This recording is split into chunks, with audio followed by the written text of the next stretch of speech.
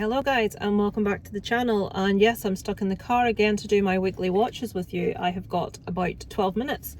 1, 2, 3, 4, 5. Only 6 things to talk about though, so let's hope we'll not be too long. Look at how bright these glasses are. I'm a big believer if you have to wear glasses, wear glasses. Just allow the world to enjoy your glasses. They're a bit bright. Yes, I'm aware of this. I'm having trouble with my contact lenses at the minute, so I shall be wearing glasses for a little bit in the future. So, I've got my wee bit of paper because I'm recording on my phone, so I can't show you my Letterboxd. So, the first thing I watched this last week, I alluded to last week, was Birdman of Alcatraz. I was visiting my dad, he had it on, I've never seen it before. The only film I can think of with Alcatraz in the title that I'd seen was the Clint Eastwood one, Is That Escape from Alcatraz, which I really enjoy. I really like that movie. This one had me riveted from the start, I have to admit. I thought it was fantastic. It's the story of a rather violent, horrible, vile man who is not depicted in the movie whatsoever like he actually was. This is a true story, but the person who is being depicted on screen was not a nice individual and is kind of depicted in a very sympathetic light. Even people appealing for his release after seeing this movie. He never actually got to see this movie. It was released very shortly before he died, but he was never allowed to actually watch it. Sorry, there's people walking past the car, so I'm getting a bit distracted. So he goes to prison. He has committed murder. In prison, he does exactly the same thing. He murders someone. He's just not a very nice person, but he rescues a little baby bird, a little sparrow, from the exercise yard, and he nurses it back to life. In doing this, he sort of learns loads about birds. When the other prisoners find out he has got a little bird, they want a bird, so people start getting birds from their family members. Then they get fed up with the aforementioned bird. He ends up with all these birds. He's like doing everything, making them cages from scratch, you know, so much effort going into this. Of course you need to reverse out when I'm sat right opposite where you, honestly. Long story short, the birds become ill and he is trying to research how to cure these birds, and in the process of a load of research and a load of loss of these little birds, he comes across this cure. He ends up writing articles for prestigious medical papers about animal avian medicine, and he is published more than once. He is looked up to a great deal by professionals in the field, and this is all from prison. So this is the story of his life, basically. Really, really good, really interesting, lovely to see. The birds are so well trained in this, it's ridiculous, but really, really insightful, beautiful movie. But I think the guy's name was Stroud, something Stroud, but if you do watch it, the real guy wasn't anywhere near as nice as he's depicted in the movie. Next, I watched The Haunting from 1963. I'm blaming you, Powell, for this. Mr. Jimmy Powell said that this was he'll be right and I'll be wrong, because this movie is, I think, who is it that was involved with The Godfather? What's that big director called? Scorsese. This is one of his favourite horror films. There are so many big actors and directors who love this movie, and I hated every minute of it. The Haunting, 1963, taken from the whole Haunting of Hill House thing. Coincidentally, I love the series, The Haunting of Hill House, that was done a few years ago. I think that's fabulous. But this was so, and it's not even that it was dated, the acting was shocking, the characters were really unlikable. It wasn't frightening or scary, there was nothing about it that was eerie or ominous. I just didn't enjoy it at all. I'm very much a person that movies are all emotional for me. I either feel it or I don't feel it, and I certainly didn't feel anything other than vague irritation watching this. It's your typical haunted house affair, and everyone is there to try and see if there's proof of something untoward, but it's a thing I can never understand. They're there because they want to see proof of the afterlife, and then they're freaked out by the slightest little thing that happens. It's like, well, that's what you're there for. Why are you freaking out? You know, why are you going all right Hayworth about it? So yeah, wasn't a big fan of that. Next, I watched In the Grey. Right, full disclosure here. This is a Guy Ritchie film. I am not a fan of Guy Ritchie films. He very clearly wants to be the British Tarantino, and he isn't.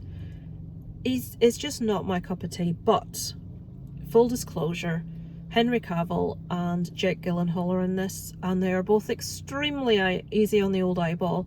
So I watched it. It was okay. It wasn't as good as The League of Ungentlemanly Warfare, which I watched because Henry Cavill was in. I'm so shallow. It was okay. I think I gave it a 3 out of 5. I enjoyed it.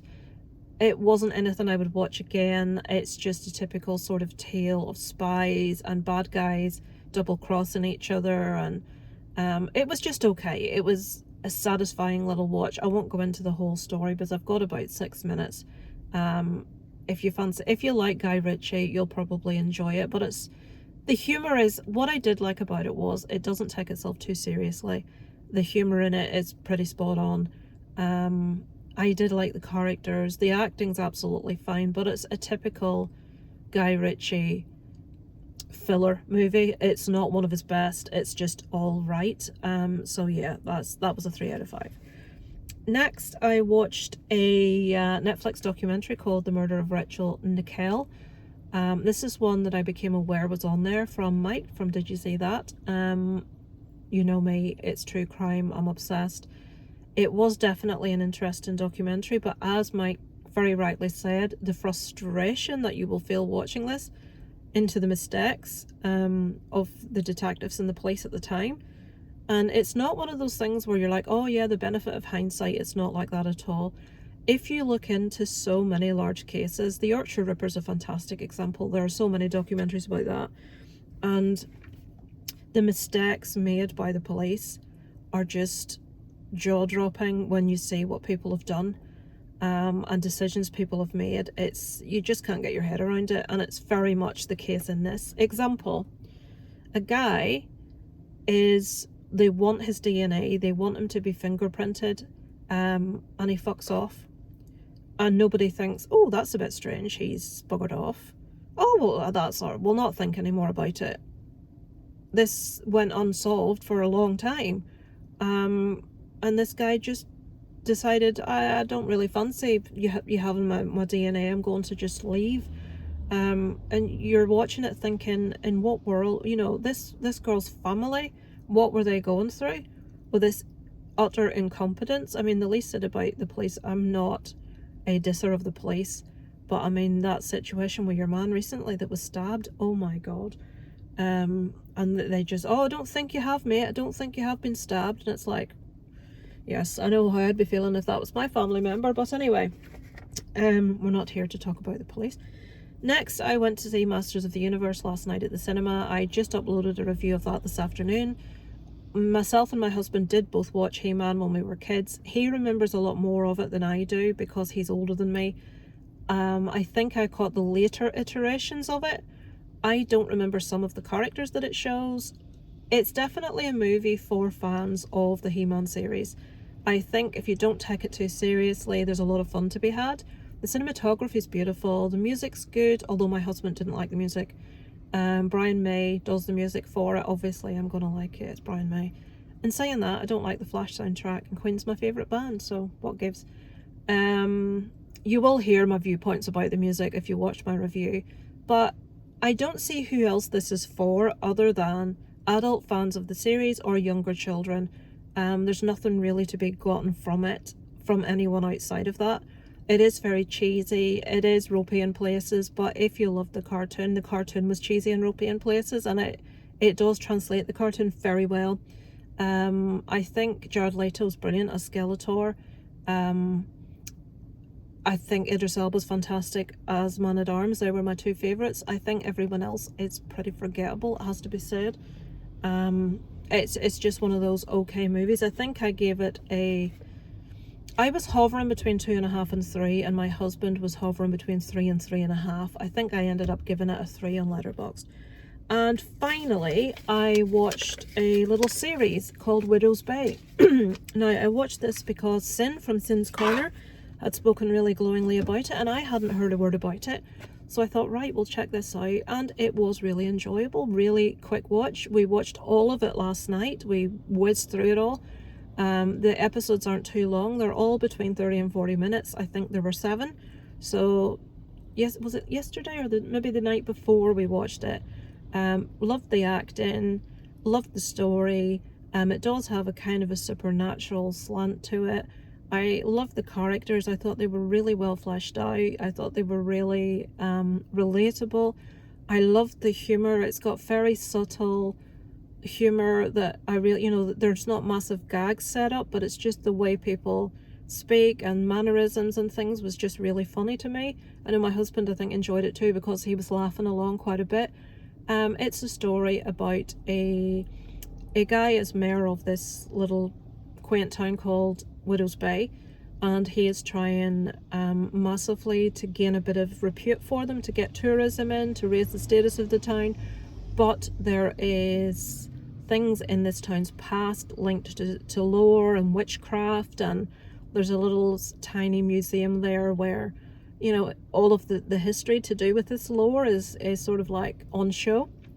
And this is something he's very much trying to play down because he doesn't want it linked to this town. But in actual fact, that's what's going to get the tourists in. But there is someone there going to do a little piece, a little article in the town. He's trying to show him the town highlights. But something weird has started to kick off in the town again. Things have started to get a bit untoward, a bit unusual. And this is about this town's mayor trying to get to the bottom of what's happening, discovering what's happening and trying to deal with it while everyone else is thinking he's gone mad. It's a really nice, easy watch. And I would say that Guillermo del Toro, sorry, the pronunciation is probably crap, he really enjoys this. He said it's the best TV he has seen in years. So if that man's recommending it, I'm watching it. And yes, Sin, I did enjoy this a lot myself. I recommended The Boroughs to Sin, that's on Netflix at the moment, which is also I'll recommend to you if you see it come up. It's set in old people's home, but the characters are certainly not like you have in your typical they're not like patronizingly old folk. They have proper roles, proper personalities, proper definition. The Duffer Brothers did it, and I would describe it as a cross between Cocoon and Stranger Things. That does not mean the story follows either of those stories, but it had that type of feel about it. It had a real 80s feel about it to me, which is like my happy place. So that is what I've watched this week, folks. Not too much. I've managed to do it in half the time of normal, so I'm well pleased with that. My son's about to come out of school any minute now, actually, so we've done it just in time. Thanks so much for listening, guys. I shall be back hopefully next week with another What I've Watched. Thank you for watching. Over and out from Lisa Lives.